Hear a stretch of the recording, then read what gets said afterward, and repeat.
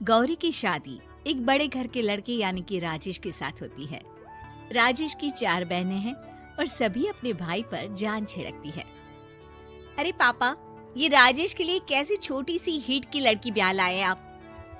हम लोगों का भाई तो राजकुमार है, उसके लिए तो कोई राजकुमारी होनी चाहिए थी। गौरी को ननद की बात बुरी लगती है और वो रोने लगती है। अरे क्यों गला फाड़ रही है? क्या गलत बोल दिया मेरी बेटी ने? एकलौता बेटा है हमारा, समझी? वो तो तेरे ससुर हाँ कराए थे, वरना मैं तो ना करवाती तेरी शादी अपने हीरे जैसे बेटे से। ननदे सास को भरती और सास गौरी से लड़ती। ये क्या है? तुम्हारी बहनें और माँ आए दिन मुझे खरी खोटी सुनाती रहती है। क्यों नहीं बोलते उन लोगों को कुछ? अरे क्या बोलूं? अब उन लोगों का इकलौता भाई और बेटा होना, तो वो लोग थोड़े इमोशनल है मुझे लेकर, समझा करो ना। और कौन सा वो लोग रोज आते हैं ससुराल से? माना एक साथ नहीं आती, लेकिन रोज कोई ना कोई तो खड़ा ही रहता है ना। खैर, जैसे तैसे कुछ साल गुजरते हैं। गौरी एक प्यारे से बेटी की माँ बनती है। सुनिए, हर बात पर ससुर जी से पैसा मांगना ठीक नहीं लगता। आप कोई काम क्यों नहीं करते हैं? काम तो मैंने कभी किया ही नहीं गौरी। पापा के पास इतना पैसा है कि मुझे जरूरत ही नहीं पड़ी। लेकिन कहते हैं ना, हर दिन एक सा नहीं होता। गौरी के ससुर की मृत्यु हो जाती है और घर में गरीबी छा जाती है। गौरी ननद को फोन करती है। दीदी, अब जीजा जी को बोलकर इन्हें कहीं नौकरी दिलवा दो ना। घर चलाना मुश्किल हो रहा है। माँ जी की भी तबीयत खराब रहती है। दवाई का खर्चा और मुन्ने की पढ़ाई का खर्चा काफी है। कुछ मदद मिल जाएगी दीदी। देखो गौरी, तुम तो जानती हो मेरे खुद के 3 बच्चे हैं, तो ये मत सोचना कि बात घुमा कर बोलोगी तो मैं कुछ मदद कर दूंगी। अब पति तुम्हारा है, सास तुम्हारी है, तो करना तो तुमको ही है ना। हम भी तो निभा रहे हैं। खैर, बोल दूंगी इनको। गौरी समझ जाती है। वो दूसरी ननद को फोन करती है, लेकिन वहाँ से भी उसे कुछ ऐसा ही जवाब मिलता है। अरे भाभी, हमारा भाई कैसे काम करेगा? वो तो राजकुमार है। बस आप जरा माँ का ख्याल रखो, उन्हें कोई तकलीफ मत होने देना। बाकी करते हैं बात आराम से। गौरी के सामने संकट आ जाता है कि वो कैसे अपना परिवार चलाए। ना पति काम करना चाहता है और ना ननदे मदद।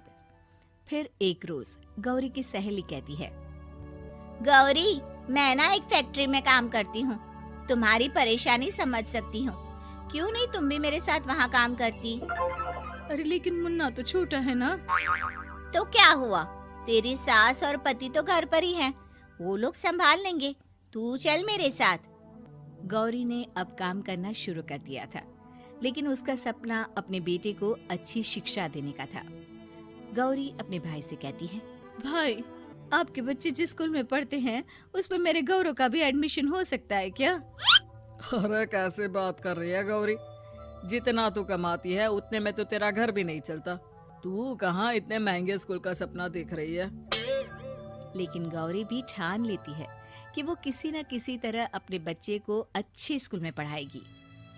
माँ जी, ये मेरे गहने हैं, मैं बेच रही हूँ। गौरव का कल एडमिशन है। अरे वो तो ठीक है गौरी, लेकिन आगे की फीस कैसे मैनेज करेगी? और ज्यादा मेहनत कर लूंगी माँ। गौरव कुछ बन गया तो हम लोगों के सारे दुख दर्द दूर कर देगा।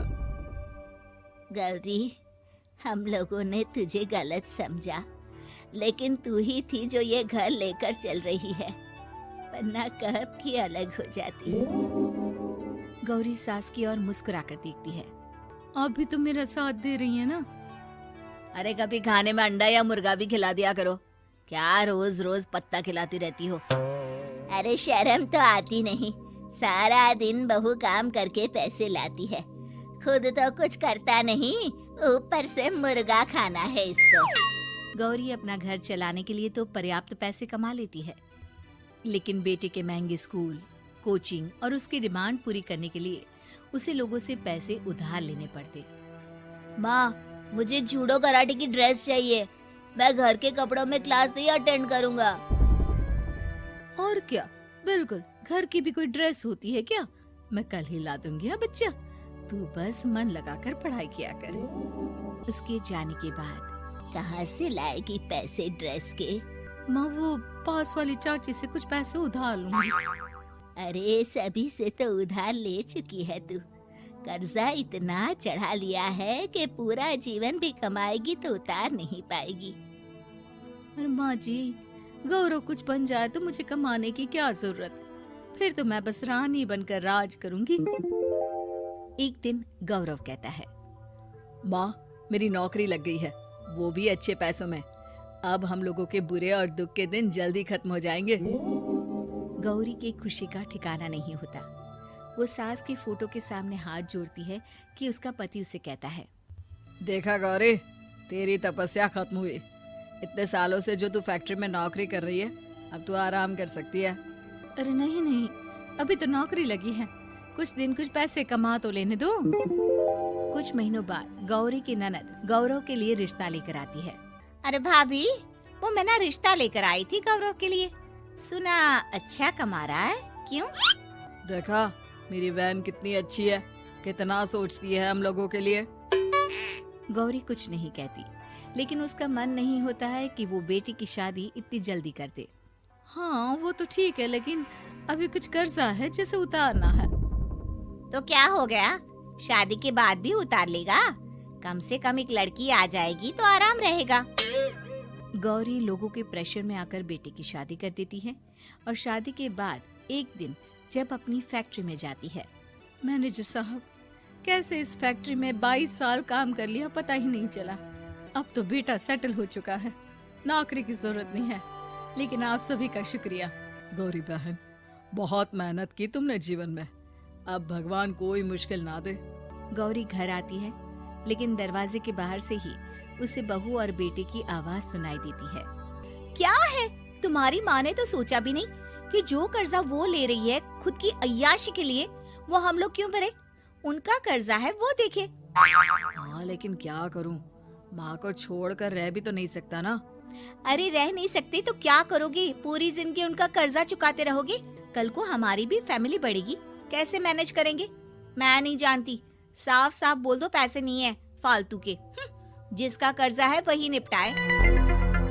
गौरी बेटे बहू की बात सुनकर स्तब्ध रह जाती है और अंदर न आकर वहाँ से सीधे फैक्ट्री जाती है। मैनेजर साहब, मैं सोच रही थी कि इतनी जल्दी नौकरी नहीं छोड़नी चाहिए, जब तक हिम्मत है तो कर लेते हैं। वो मेरा इस्तीफा ना वापस कर दीजिए। ये बोलकर गौरी की आंख लाल हो जाती है। मैनेजर समझ जाता है कि गौरी की उम्मीद टूट चुकी है। वो उसके हाथ में इस्तीफा रखकर कहता है, कर्जा माँ का है तो माँ ही चुकाएगी। माँ का कर्जा आज तक क्या कोई चुका पाया है?